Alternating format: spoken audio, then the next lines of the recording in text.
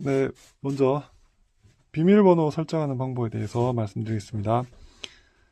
비밀번호 설정하기 위해서는 여기 뒤에 보시면 번호 설정하는 부분이 있는데요. 여기 있는 점 표시가 바깥쪽에 숫자 표시로 가게 되면 비밀번호가 설정이 되는 방식입니다. 그럼 예시로 비밀번호를 1, 2, 3, 4번으로 설정해 보도록 하겠습니다. 자, 그러면은 이 점을 이렇게 이렇게 하면 1번이 설정된 거고요. 다음으로 이렇게 하면 2번, 다음으로 이렇게 하면 3번, 다음으로 4번을 이렇게 하면 비밀번호가 1번, 2번, 3번, 4번으로 설정이 된 것입니다. 그러면 어떻게 작동이 되는지 보겠습니다. 비밀번호를 먼저 누르기 전에 먼저 C를 누르셔야 되는데요. C번은 캔슬 버튼입니다. 기존에 입력되어 있던 비밀번호가 어떤 것인지 모르기 때문에 C번을 눌러서 초기화를 시켜줘야 되는 것입니다. 대문에 설치했을 때 누군가가 비밀번호를 이런 식으로 눌러 놓을 수가 있겠죠. 근데 어떤 번호가 눌러져 있는지 우리는 알 수가 없기 때문에 C번을 눌러서 초기화를 시키는 것입니다. C번은 상당히 좀 빡빡하게 눌러야 초기화가 됩니다. 이유는 이 제품 자체가 기계식이기 때문에 전체 설정되어 있는 번호를 초기화시키기 위해서는 좀 빡빡하게 힘이 필요하다는 것을 먼저 말씀드립니다. 가끔 이게 얼마나 부드럽게 눌리냐 이것에 대해서 문의 주시는 분들이 계시는데 번호 자체는 비교적 부드럽게 눌려집니다. 하지만 C번은 좀 빡빡하게 이런 식으로 눌러진다는 점 말씀드립니다. 그러면은 여기 레버가 어떻게 돌아가는지 보겠습니다. 먼저 임의의 비밀번호 눌러져 있을 때, 즉 작동하지 않는 거죠. 문이 열리면 안 되는 상태. 그러면 보시면 한쪽으로 돌아가고 반대쪽으로는 돌아가지 않습니다.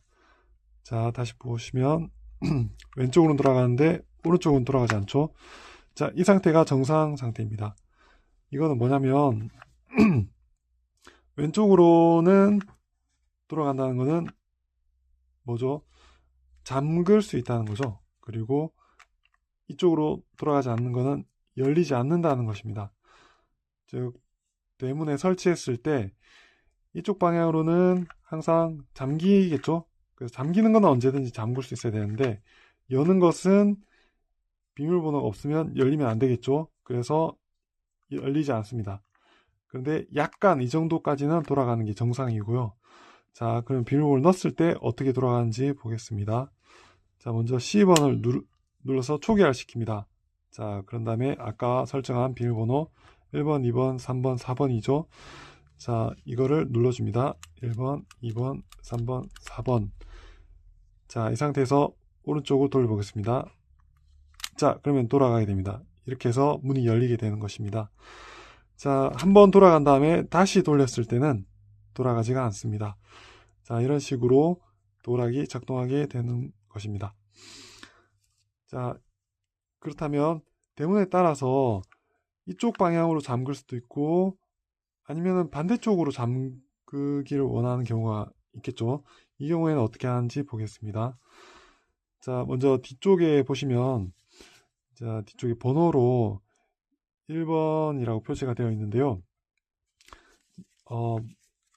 도락의 방향을 바꾸고 싶을 때는 이 스티커를 먼저 떼서 내부에 있는 나사를 반대쪽으로 바꿔 끼워주면 됩니다. 한번 보겠습니다. 먼저 바꾸기 전에 지금은 왼쪽으로 잠기고 오른쪽으로 열리는 방향이죠. 열리는 게 비밀번호를 넣지 않았을 때는 열리면 안 된다고 말씀드렸습니다.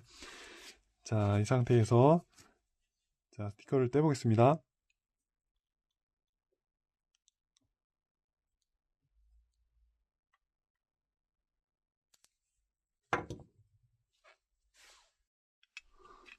자, 나사를 먼저 풀어 보겠습니다.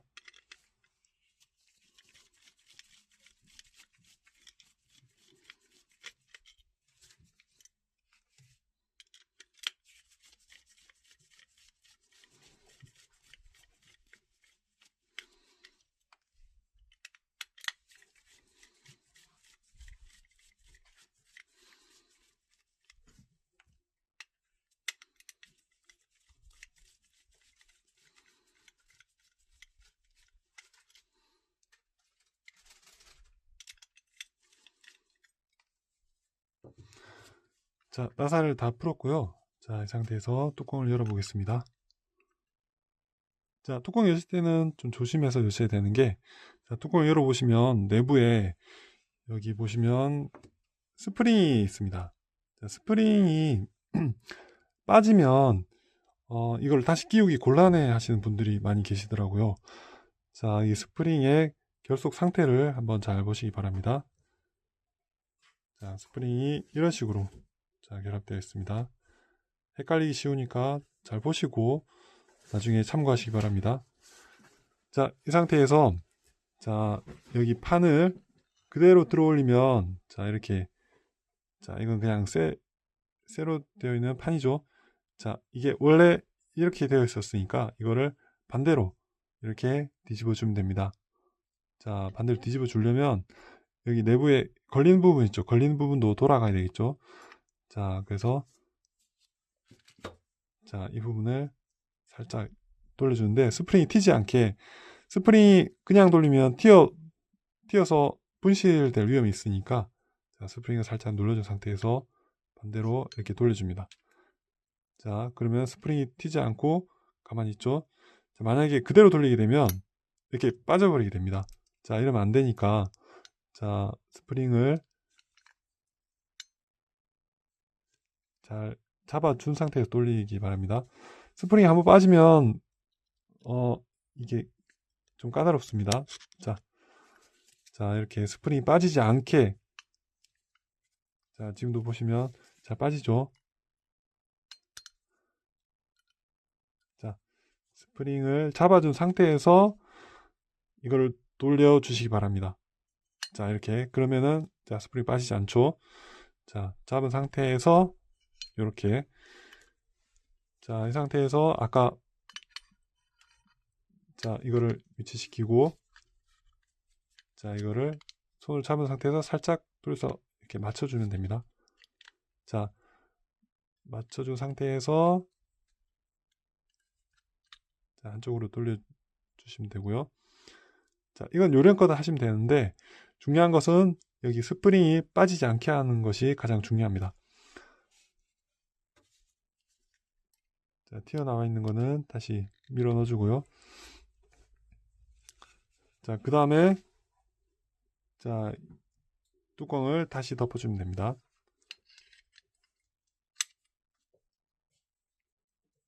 아, 반대네요. 자, 이렇게 모양 맞게 뚜껑을 덮어주고 나사를 다시 결합하시면 됩니다.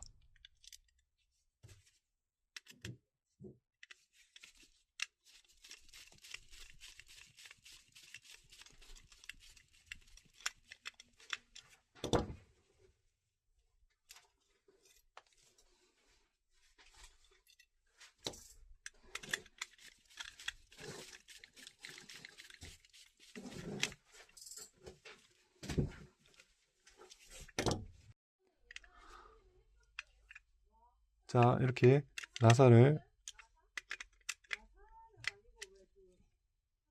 조여주시면 됩니다.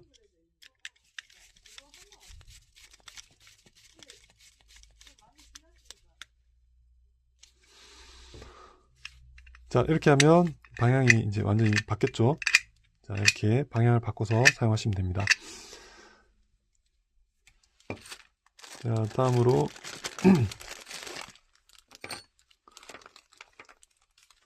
기존 포함되어 있는 부품에 대해서 말씀드리겠습니다.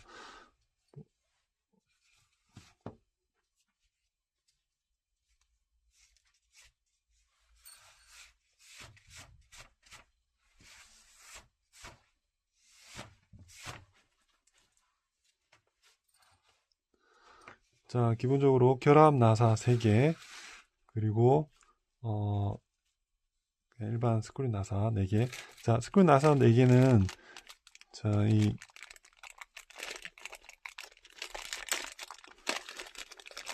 고정 쇠 부분을 벽에 결합하기 위한 용도입니다.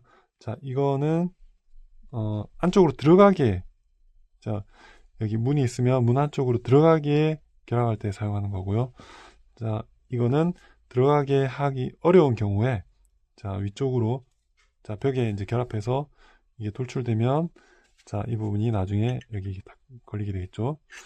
자, 이거는 나중에 설치하게 되면, 자, 이 안쪽으로 이렇게 들어가게 되겠죠. 자, 이렇게 사용하게 됩니다. 그리고 이 가운데 중앙 샤프트, 자, 그리고 앞판, 뒷판 이렇게 구성이 되어 있습니다. 그리고 여기 까만 나사의 경우는 여분으로 저희가 넣어 드리는 경우도 있고, 이게 제품에 따라 없는 경우도 있는데, 자, 아까 말씀드린 여기 방향 전환 나사의 스페어라고 보시면 됩니다. 없는 경우도 있으니 참고하시기 바랍니다. 자, 이런 식으로 기본적인 제품 구성과 사용 방법에 대해서 안내를 드렸습니다. 그러면 추가로 궁금하신 점 있으시면 언제든지 댓글로 문의 주시기 바랍니다. 한 가지 빼먹었는데요. 자, 이거는 방수용 패드입니다. 방수 패드는 어떻게 사용하시냐면, 설치하실 때 이 뒤쪽 부분을 이렇게 맞추어서 사용하시면 됩니다. 자, 이런 식으로, 자, 벽에 고정해서 이제 사용하시면 이쪽으로 물이 들어가지 않겠죠. 자, 기본적으로 이 제품은 기계식이기 때문에 계절이나 눈이나 비에 상관없이 문제없이 사용하실 수 있습니다. 자, 그래서 야외 대문용으로 많이 사용하시고요. 자, 야외용으로 추천을 드리는 제품입니다. 그래서 필요하실 때, 자, 이 부품을 사용하시면 되고요. 자, 이렇게 여기까지 사용법을 안내 드렸습니다.